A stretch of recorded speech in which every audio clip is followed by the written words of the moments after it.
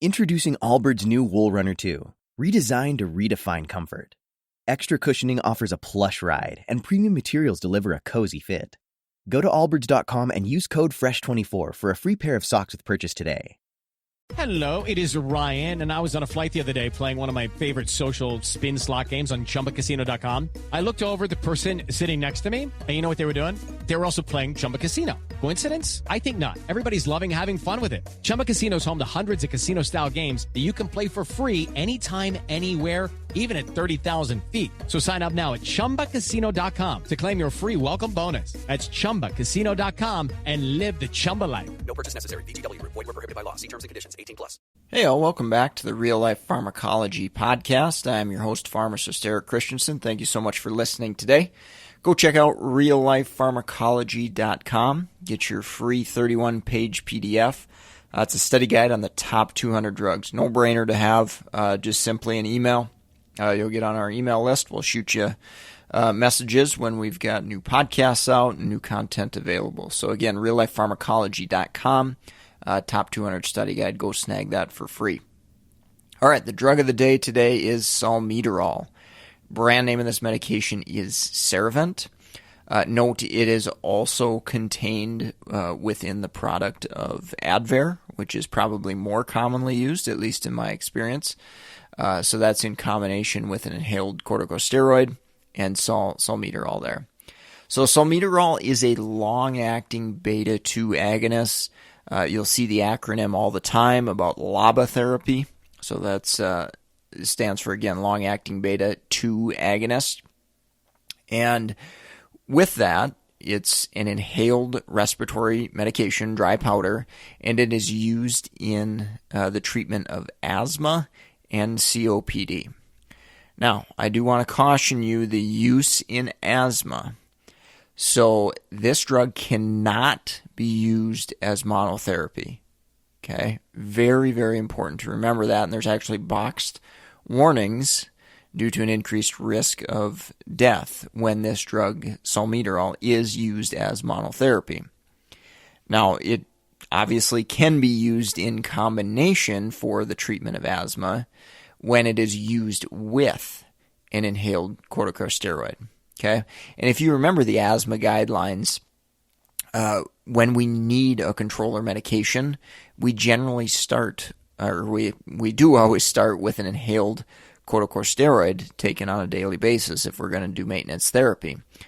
And then we don't switch if we still need more coverage. We add on therapy from there. So generally inhaled corticosteroid, bump up the dose, and then if, coverage symptoms haven't improved enough, then we're going to add LABA therapy like Salmeterol here, for example. So again, cannot be used alone in the treatment of asthma. Now, COPD, that's a different story, okay? We can use LABA therapy in COPD as monotherapy. That's right in the guidelines, ABCD classification in the GOLD guidelines. It does mention LABA as a potential option. Now, in practice, I would say that I definitely see clinicians go more for LAMA therapy, so that's long-acting antimuscarinic agents.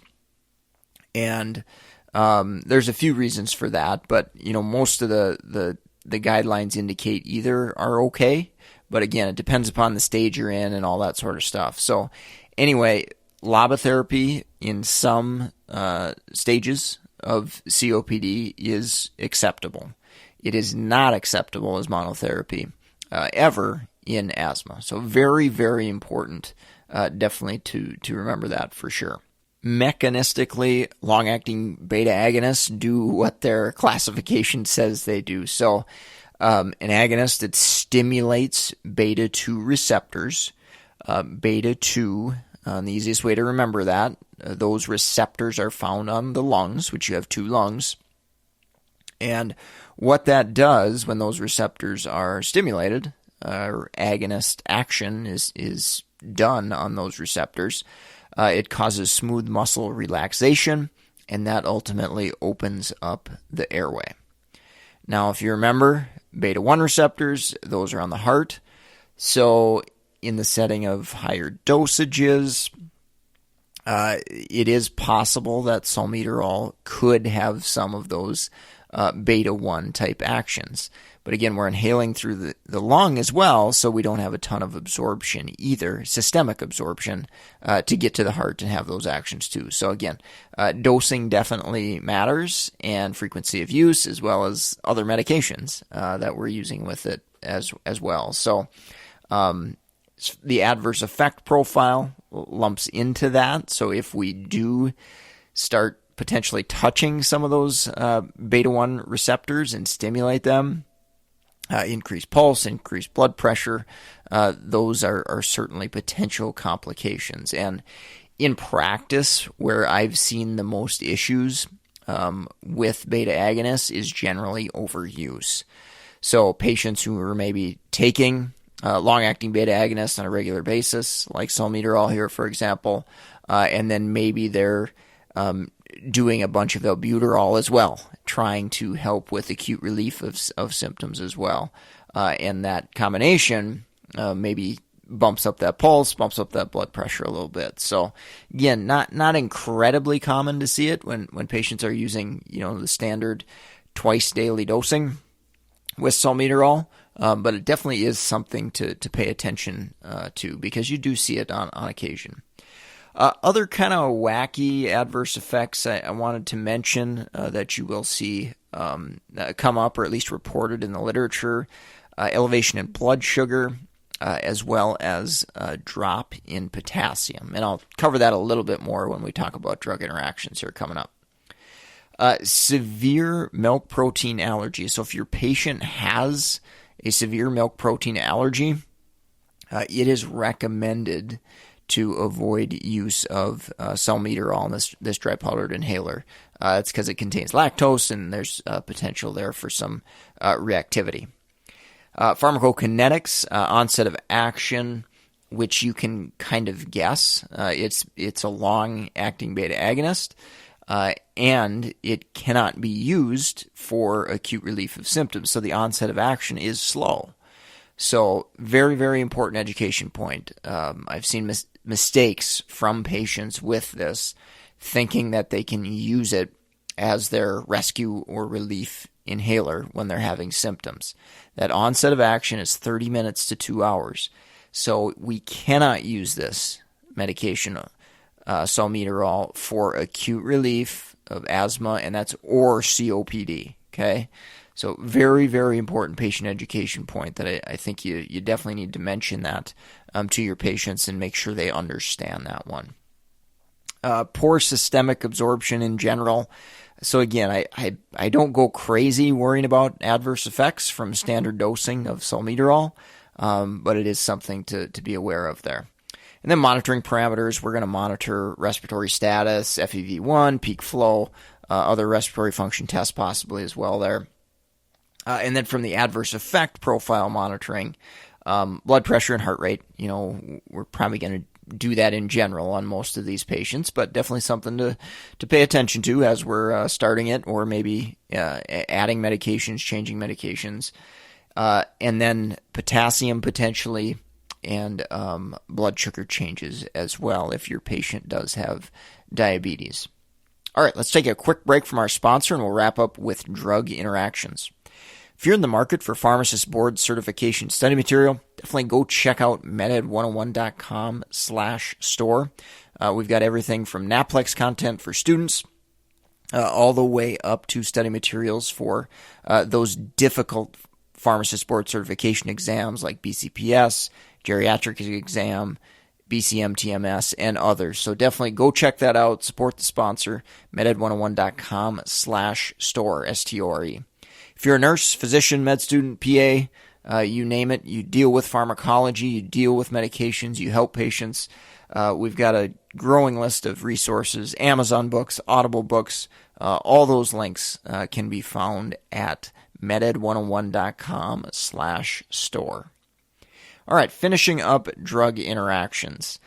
Now, when I think about drug interactions and salmeterol and most inhaled medications, I generally don't get terribly concerned, okay?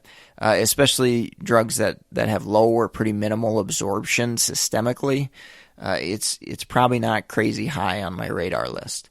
However, I think it is obviously important to note it, and if a patient is showing clinical issues, clinical signs and symptoms and changes, that's definitely something we should investigate further and make sure that our drugs aren't having interactions and or causing some of these symptoms. So first one I think about is the blood pressure and pulse. So if either of those are elevated, I'm definitely going to look through that medication list and make sure that there aren't other drugs in addition potentially to salmeterol that are causing those issues. So, kind of classic examples are some of the illicit drugs, the stimulants, cocaine, that type of thing. But of course, we can have some of the ADHD medications as well, that can raise blood pressure and cause some tachycardia potentially as well. So take a look, make sure you're paying attention to the whole medication list and what the patient is doing. Certainly high caffeine intake can be another factor there as well, adding on to the effects of salmeterol. So pay attention to those additive effects and what's going on with your patient clinically. Opposing effects, beta blockers. Okay, beta agonists, beta blockers, they go directly against each other. Now, hopefully, with beta blockers, we're using a cardioselective agent, so a beta-1 selective agent.